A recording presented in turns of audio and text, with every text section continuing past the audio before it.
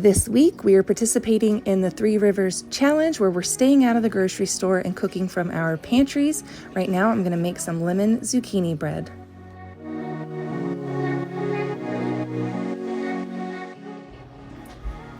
All right, for this lemon zucchini bread, I'm going to add 1.5 cups of all-purpose flour, or I'm using gluten-free Pamela. And then we're going to add all of our dry ingredients: half a teaspoon baking soda, half a teaspoon baking powder, half a teaspoon of salt. Just going to give that a mix up. And then over here, we're going to go in with our lemon zest. We're going to add our half of a cup of oil. I'm using coconut oil because I think the flavor would taste really, really nice with this. Mix that sugar and that lemon zest up. We're also going to add our eggs to this.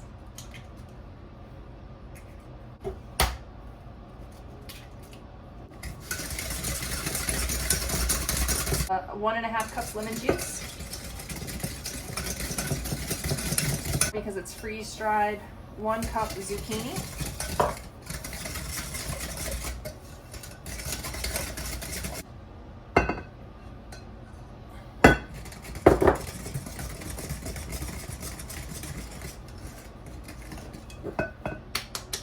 This is 1.5 cups of the flour.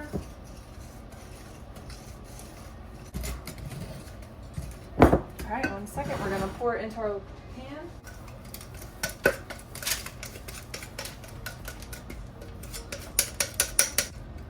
Gotta get a spatula to get all that last bit out of there.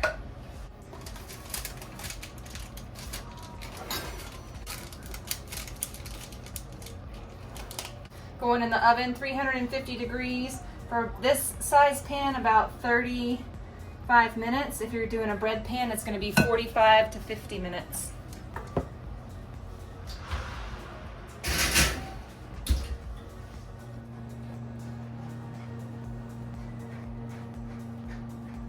Got 4 tablespoons of lemon juice, and we're going to do 1 cup of powdered sugar, and that's going to be our glaze.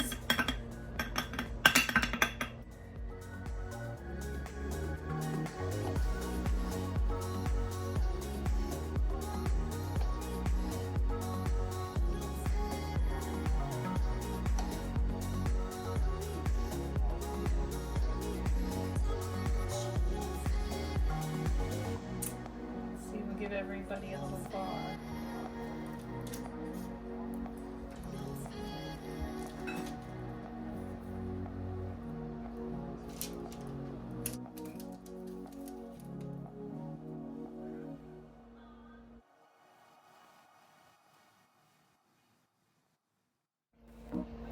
This is amazing. Thank you to the subscriber that recommended we make a lemon zucchini bread. I made a gluten-free cake, lemon zucchini cake. It's amazing. I'm gonna share the recipe down below. And I substituted the gluten-free flour and I made it dairy-free with coconut oil, and it turned out amazing. So I'll link it down below in this video's description. Kid approved, mom approved. Dad's not here, he's working today. All right, we've got all these potatoes that we got from Azure, and I need to use them up. I have some more, I think, out in the garage, but we're gonna go ahead and get our Instant Pot going, and I'm gonna boil up some potatoes to make a huge pot of mashed potatoes that we can eat on for the next couple of nights throughout this week as part of this pantry challenge meal prep video. I'm still trying to use up a lot of my pantry stuff. I did make it to the grocery store. You guys saw that last grocery haul, that small grocery haul that I did, and I say it was small because in January all I spent was $270, whatever that grocery haul was. That was all that I got last month in January, and now here we are beginning of February, and I'm still doing the pantry challenge, so I'm trying to use up all the stuff that needs to be used up, like these potatoes, and you're gonna see some zucchini lemon bread, and I don't know what else we're gonna cook this week, but we're gonna feed this family. We have lots of eggs from my neighbor down the road, and so Here we go. I'm gonna get these potatoes peeled and in the pot. You don't need to see me do that, but we're gonna whip up some mashed potatoes in a little while.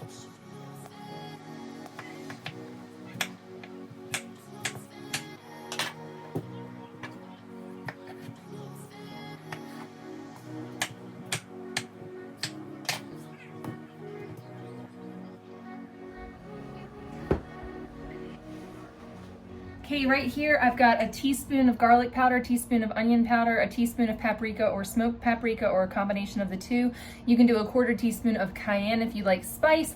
We're also gonna do a teaspoon of Redmond's real salt and 1/2 teaspoon of black pepper. We are gonna mix this all together and add some oil to it, and that's gonna be what goes on our chicken. Adding some olive oil to this mixture. Got our chicken in there and we're just gonna give it a real good coating.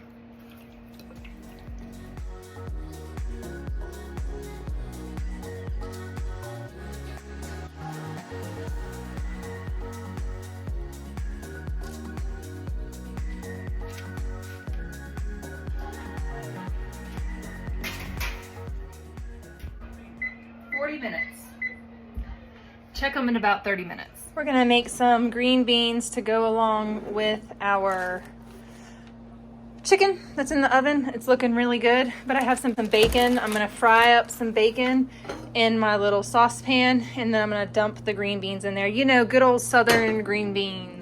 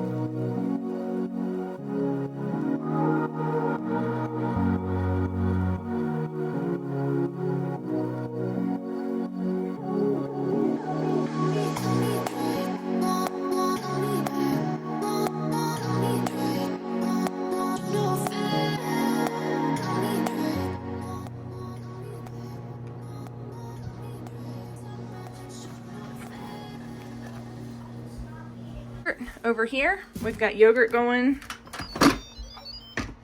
and ooh, it is thick, but this is the whey on top, so we'll probably use that in pancakes or something. But the yogurt is right here. Oh my goodness, look at that amazing yogurt. Holy moly. So that's yogurt. Kids' breakfast this morning: some scrambled eggs, grapes, homemade yogurt, homemade granola bar. Delicious. All right, we definitely have some Mississippi pot roast. Let's see, this is deer venison flank steak from Erin's Deer Harvest. So we got that going in there. All right, tonight Erin cooked up this ground meat yesterday, and he seasoned it with a lot of organic seasoned salt. So I've been trying to debate what to do with it, but I think I'm just going to use it for spaghetti sauce. So we've got our 2 caraway pots, our large sauce pots up here. We got water boiling in this, the biggest one, and then in this one we're going to put all of our sauce. So I'm going to add the meat, and then I'm just going to use sauce from Costco because that's what I have in my pantry, and some pasta that we've had stored up that we need to cycle through. Pasta is an excellent long-term food storage item, and I just need to go get in my pasta bucket because I don't know what kind of pasta I'm cooking yet. It's crazy when I look back at dates. I'm like, wow, I was canning tomato sauce in October. Beginning of October. That's crazy to me, but that's how late it really takes us a long time to get ripe tomatoes around here. And then we're just using these the typical organic sauce you get from Costco, the Classico Organico. And we're just going to add these. We've got our onions cooking, we've got our we've got our meat heated up. So we're going to add everything, and then our water's starting to boil. So we're going to add our thin spaghetti. Let me see. I've got this for the kids, and then I'm going to try this jovial gluten-free spaghetti. I'm going to cook it after I make the kids.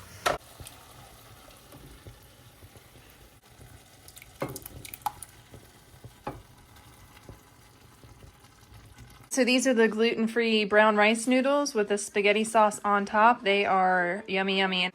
This is a family favorite for a variety of reasons. It's my favorite because I make it the night before, and I actually just made this last night also. So I make it a couple times a week because it makes for really easy mornings. I'm making overnight oats. I start out with 2 cups of oats. I put in about half a cup of yogurt.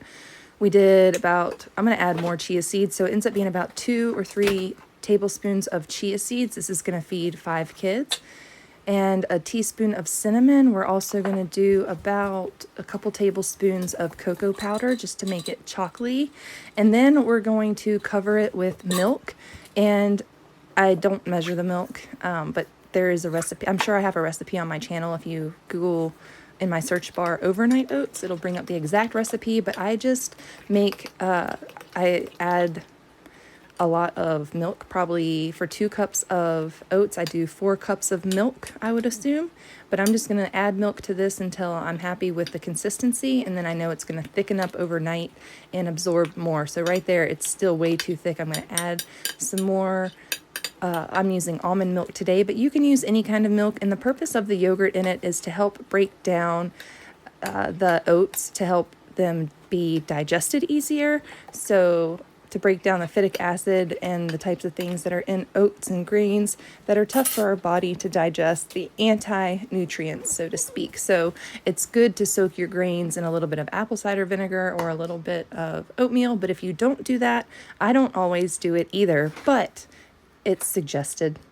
It's a good way to do it. You don't have to. You can still eat it. And then next up, all right, this is the venison flank Mississippi pot roast, and it turned out really good. We're just serving it up on sandwiches or on top of rice. I always rinse the rice a few times, and this is just basmati rice. And then we are going to use this canned up chicken bone broth from, oh my goodness, last February? Yeah, we need to use that up. Bone broth from last February I just found on the shelf. All right, we got 2 cups of rice, and we're going in with a quart of bone broth. And then I just put this in my Instant Pot. You can add some salt or whatever to that. Hit the rice function, put the lid on it, seal it. I am going to add some salt to it, but I'm just showing you seal it, and it'll be ready in about 15 minutes. It takes a while to heat up, and then it's 12 minutes from that point. We also had some bananas and some grapes that we've been eating on this week. So this is the Mississippi pot roast, and I'm just serving it with some rice, and we're not too hard pressed to have any vegetables right now. The kids will probably also make some cucumber pickles in a little bit, but that's that. This morning, y'all were wondering what I make for myself. What do I eat sometimes? So this morning I'm going to make up a couple of gluten-free whole grain Pamela's baking mix pancakes, and I'm going to use those as a sandwich, like a bun, and put some egg and some sausage on it. Here's my 1 little egg, and we're going to add 1 cup of this, some oil, and we're going to make a couple of big pancakes. And these make great little pancake bun things for whatever. If you're gluten-free, just make yourself a couple of pancakes and you can have something nice. I'm going to go ahead and cook up all of these. I'll probably have some leftovers, so I'll pop them in the freezer, and then I can make myself egg sandwiches or sausage sandwiches or whatever in the future. So we just air fried some sausages. The kids are having sausage eggs. I didn't show you that because it's basic. A piece of sausage from the air fryer and some fried eggs. And there we go, friends. That's my gluten-free meal of the day. Well, I'll eat more. I'll probably have a salad with some chicken on it later. But this is my brunch, just pancakes and sausage. All right, last week in last week's video, you guys saw we made granola bars. We made that granola recipe. I think I'm going to share it in a separate video all by itself because it's a really good granola bar recipe. You can see how well these held up. There is a little bit of crumbs in the bottom, and that's from like the edge pieces that weren't quite as solid. But we've got 5 granola bars left, and that's going to be the kids' snack today. They can either crumble this up on yogurt or have it with a glass of milk, some fruit, some frozen fruit, and that is a really great, excellent pantry snack. So make sure you check out my last pantry challenge video where I meal prepped. That's where I share the granola bar recipe in that video, but you can definitely hang out and wait for the granola bar recipe in its own video. Or I also have multiple granola bar or granola recipes on my channel. All you have to do is go to the search bar on my channel and type in granola, and it will bring up the videos that have granola in it. All right, today my lunch is leftover spaghetti. The kids Aaron made them chicken nuggets because I was outside working, and then tonight they'll have their leftover spaghetti, but this is gluten-free rice noodles with spaghetti sauce. It's really good. Rice and eggs, real easy. We're just gonna salt our rice. And then we've got our eggs scrambled up here.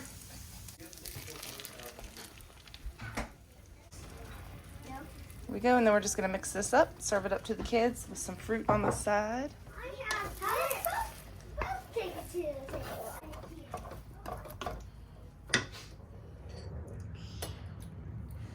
This is the mom. Thank you for the hot chocolate. You are welcome.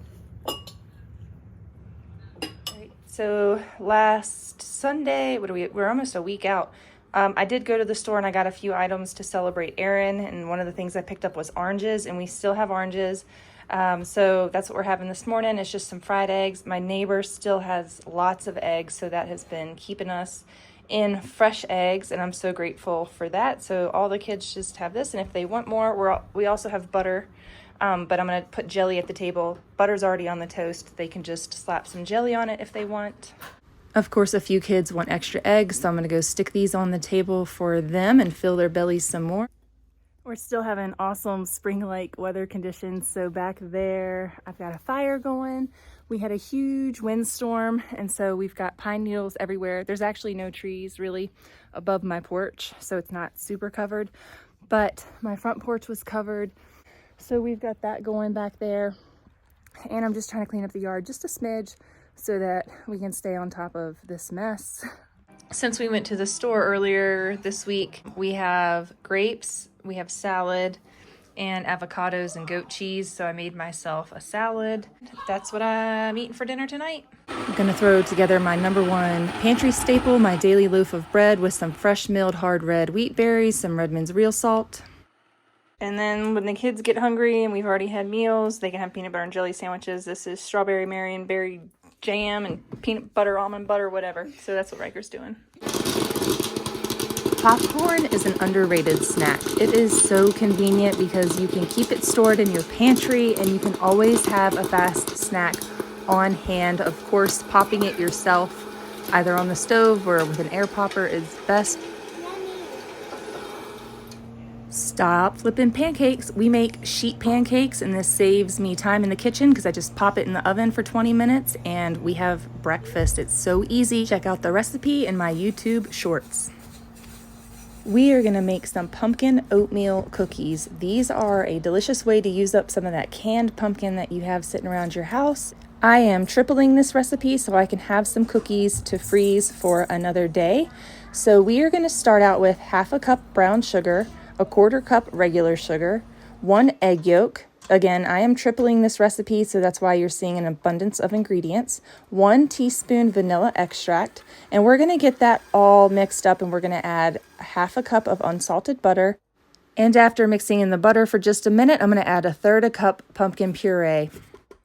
And then in a separate container, we're going to mix up our dry ingredients. We have 1 cup all-purpose flour, 1 teaspoon pumpkin pie spice, 1/2 teaspoon cinnamon, 1/2 teaspoon baking soda, and 1/4 teaspoon of salt.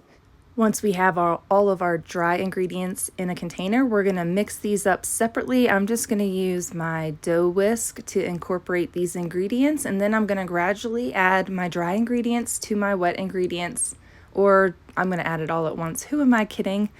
We're just gonna add it all in there and start out slow, and then we're gonna pick up our speed and let this mix for just a minute until all ingredients are well incorporated. And once they are, we're gonna add our final ingredients. I'm gonna add some chocolate chips to this because although it sounds like an unusual combination, chocolate is good in nearly every type of baked good you could imagine. So we're just gonna go ahead and add some chocolate chips to this pumpkin pie cookie, or this pumpkin oatmeal cookie as well. And trust me, it's a delightful treat and it's a yummy surprise inside of these cookies. Then we are going to dish these out onto you can either do a parchment paper lined cookie sheet or just put them on your cookie sheet. We're doing 1.5 tablespoons per cookie, but I'm going to use a nifty little cookie scoop to dollop these onto my pan. A quick note about ingredients: you can sub coconut oil for the butter, and you can sub an all-purpose gluten-free flour for the flour when you make these, if you need these to be gluten-free and dairy-free. For this, I'm just making these for the kids because I tried to avoid oats myself, and so these are going to be a kid snack, so I went ahead and kept the dairy in them and kept the regular all-purpose flour. Once you have your cookies all dished out, you have your oven preheated to 350 degrees. You can bake these for 9 to 12 minutes. Just pay attention. I have to start checking my cookies a few minutes early because I'm at a higher elevation and my oven seems to run, at least to me, seems to run a little hot. My food cooks a little quicker in my oven than what recipes typically call for. So just be wary of that and enjoy your pumpkin oatmeal cookies. I will leave a flash picture of this at the end. Thanks so much for hanging out with me today. I'll see you in the next video.